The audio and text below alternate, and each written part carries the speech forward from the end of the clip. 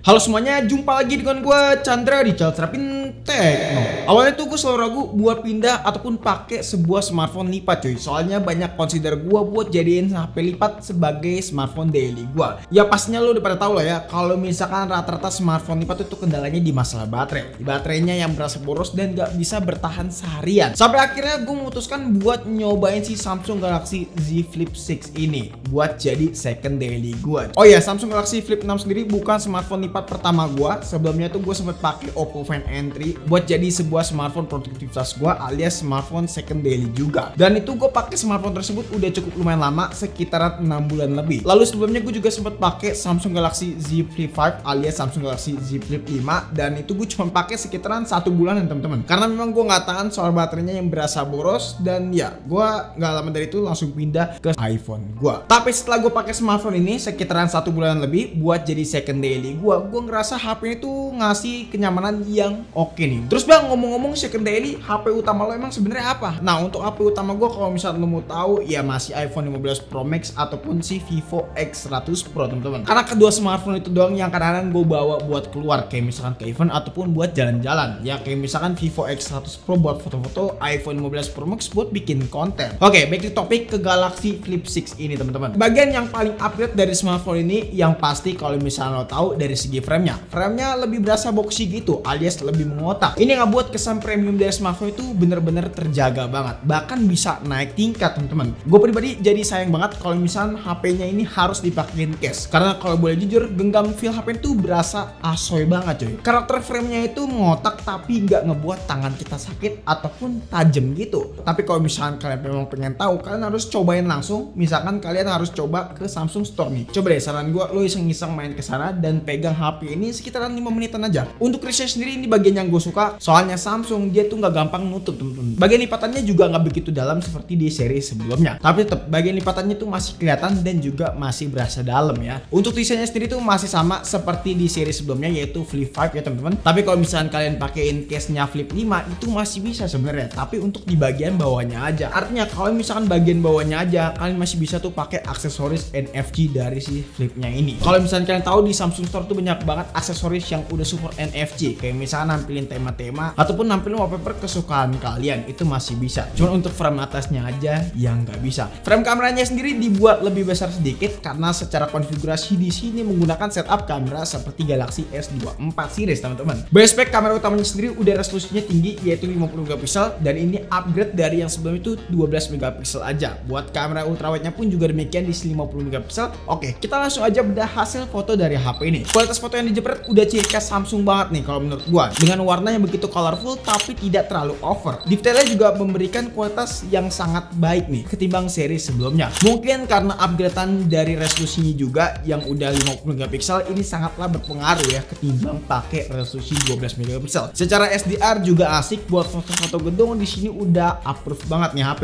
karena kualitas SDR-nya berasa oke, dan untuk gambarnya itu tidak terlalu sharpening. Walaupun kalau misalnya kita ajak HP ini dalam kondisi siang bolong agak kasihan aja gitu ya, soalnya HP itu berasa panas. Dalam kondisi malam pun juga demikian, noise-nya bisa diredam dengan cukup baik, warnanya juga ya masih bisa di manage lah. Terkait kamera selfie juga demikian ya, kualitasnya itu masih berasa oke dengan resolusi 32 megapiksel. Tapi gue yakin kalau misalkan kalian pakai smartphone foldable alias smartphone lipat kayak gini, pastinya kalian bakalan manfaatin cover screen di bagian belakangnya ini buat dijadiin preview kamera selfie, karena hasil kamera belakang dan juga kamera selfie itu berasa jomplang banget. Gue pribadi jarang banget pakai kamera depan kalau misalkan nggak video call. Untuk urusan layar, Samsung sendiri tuh udah nggak usah diragukan lagi teman-teman. Flip 6 kali ini tuh memang tidak ngasih upgradean yang begitu masif kalau misalkan kita bandingkan dengan seri sebelumnya, karena memang kualitas layarnya itu udah cakep banget. Palingnya di upgrade dari Samsung bagian yang kurangnya aja. Base spek layar dari HP itu udah pakai panel LTPO AMOLED 2X 120Hz SDR10+. Paling upgradean yang paling berasa yaitu dari brightness-nya aja yang bisa di-push sampai 2600 nits. Yang sebelumnya itu cuma di angka 1750 nits. Nah, fungsinya kalau misalkan dipakai di outdoor, layar dari HP ini tuh nggak begitu redup teman-teman. Masih berasa asik kalau misalnya kita ajak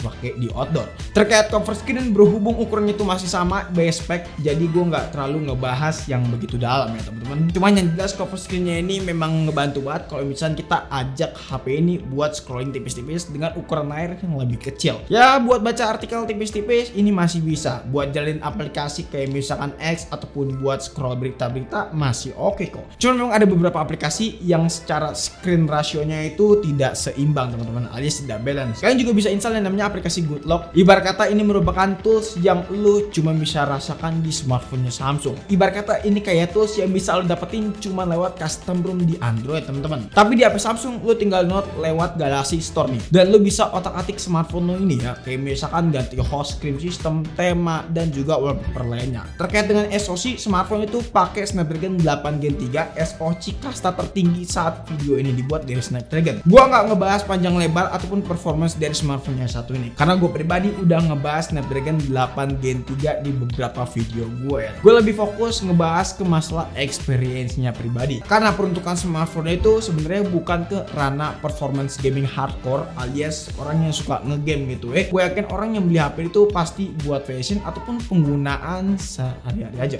Tapi dengan adanya Snapdragon 8 Gen 3 ini, kalian bisa mendapatkan skor Antutu di HP itu sekitaran 1 jutaan lebih. Ya kurang lebih dapat skor segini lah. Nah, ini menurut gue tuh udah cukup banget, apalagi pas waktu gue coba sedikit buat main game Genshin Impact. Contohnya dengan settingan rata kanan, di sini FPS-nya tuh dapat di angka 50 sampai 60 dengan waktu sekitaran 30 menitan. Walaupun memang ada sedikit frame drop gitu teman-teman. Temperaturnya juga agak sedikit lumayan panas, nyentuh di angka 45 derajat Celcius dengan baterai berkurang sekitaran 12% pas waktu kita main Genshin selama 30 menit. Tapi memang perlu diingat, smartphone itu peruntukannya bukan ngegame hardcore. Tapi walaupun begitu, HP itu masih bisa kok buat main game. Jadi kalau misalnya kalian yang suka main game tipis-tipis ini masih bisa banget. Cuman kalau buat main game hardcore, gue tidak merekomendasikan smartphone lipat ini ke kalian, karena ada beberapa hal lain kayak misalkan baterai. Contohnya sesimpel baterai, yang dimana kapasitas baterai HP ini tuh memang upgrade menjadi 4000 mAh yang sebelumnya sekitaran 3700 mAh. Ada peningkatan 300 mAh. Buat seukuran smartphone foldable sih ini peningkatannya drastis banget ya. Screen on time sendiri tuh smartphone ini bisa bertahan 7-9 jam dalam penggunaan sehari-hari teman-teman. Ada peningkatan sekitaran 2 jaman yang sebelum itu bisa bertahan sekitaran 6 jaman aja. Lalu dari segi AI, untuk updatean tidak begitu masif ya kalau misalnya kalian ngikutin perkembangan Galaxy AI. Basically itu masih sama aja seperti fitur Galaxy AI pada umumnya, seperti interpreter, left translate, AI summary, dan masih banyak lainnya. Tapi di Galaxy Flip 6 dan juga Fold 6 ini ada fitur baru kayak misalkan Sketch to Image dan juga Portrait Studio. Di Sketch to Image ini kita bisa ngasih gambar ataupun lukisan dari yang cuman asal coret-coret aja bisa jadi bagus gitu teman-teman. Selain itu fitur ini tuh juga bisa kalian pakai di foto kalian ya, buat nambahin objek lain seperti topi, kacamata, ataupun kumis itu bisa banget. Kalau Portrait Studio kalian bisa ngasih gambar, animasi, ataupun sketsa dari foto yang kalian kayak gini contohnya ya, dan bisa berubah seperti ini. Nah, fitur itu pas banget buat kalian yang pengen ganti profile picture nih. Terus ada yang namanya left translate. Nah, bedanya di Flip 6 dan juga Fold 6 ya teman-teman. Di sini bisa pakai cover screen-nya untuk lawan bicara kita. Jadi nggak perlu bolak-balik tuh HP kayak misalkan ngomong